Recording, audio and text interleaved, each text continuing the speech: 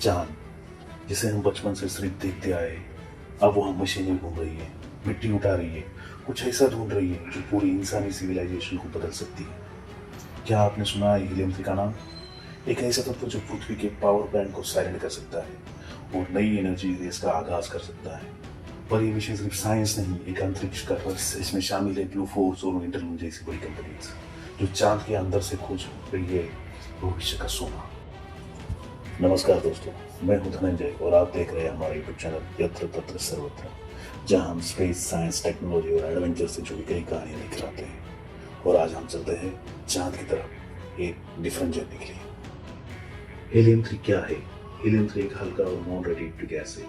पृथ्वी पर ये बहुत कम मात्रा में पाया जाता है, लेकिन चांद की सतह पर अरबों सालों से सूरज की हवा यानी सोलर वाइंड ने इसे जमा कर दिया है। इसके इस्तेमाल दो बड़ी चीजों में होते हैं। पहला, क्वांटम कंप्यूटर्स में अल्ट्रा लो टेम्परेचर कूलिंग के लिए, और दूसरा भविष्य के फ्यूजन एनर्जी रिएक्टर में, जहां हीलियम 3 से साफ और रेडिएशन फ्री ऊर्जा मिल सकती है।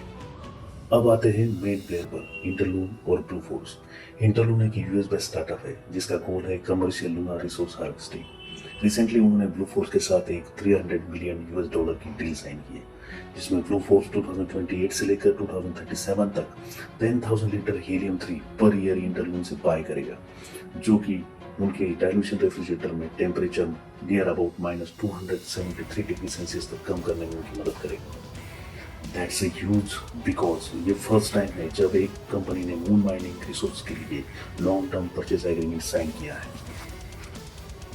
अब जानते हैं इंटरलून का मिशन एंड प्लान क्या है। इंटरलून ने बताया है कि वो 2027 तक अपनी पहली प्रॉस्पेक्टिंग मशीन लॉन्च करने की योजना बना रहा है और 2029 तक उनका पहला पायलट प्लान बनकर टेस्टिंग शुरू होगा। उसके पास कुछ कंपनियों के परचेस एग्रीमेंट भी है जो क्वांटम कंप्यूटिंग क्रायोजेनिक में हीलियम 3 खरीदना चाहती है। इसका मतलब है इस गैस के लिए पहले से ही बाजार तैयार है।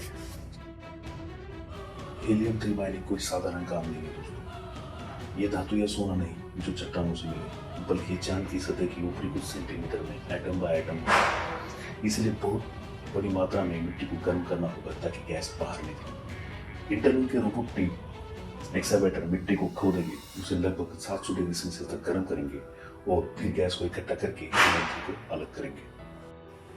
अब सवाल ये है, क्या ये वाकई संभव है?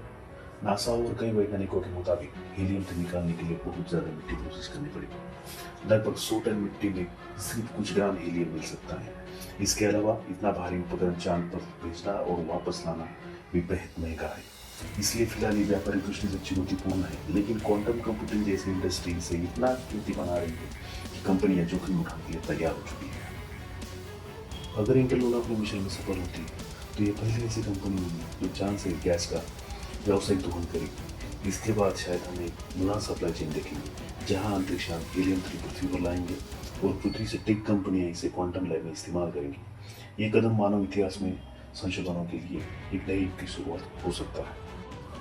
तो दोस्तों, क्या आपको लगता है कि चांद की माइनिंग मानवता के लिए नया वरदान साबित होगी या नया संकट बनेगी? अपनी राय नीचे कमेंट में लिखिए। अगर आपको वीडियो पसंद आया तो लाइक करें, शेयर करें और चैनल को सब्सक्राइब करना न भूलें। अगले एपिसोड में हम लाएंगे एक अनोखी यात्रा सिर्फ यत्र तत्र सर्वत्र पर। धन्यवाद।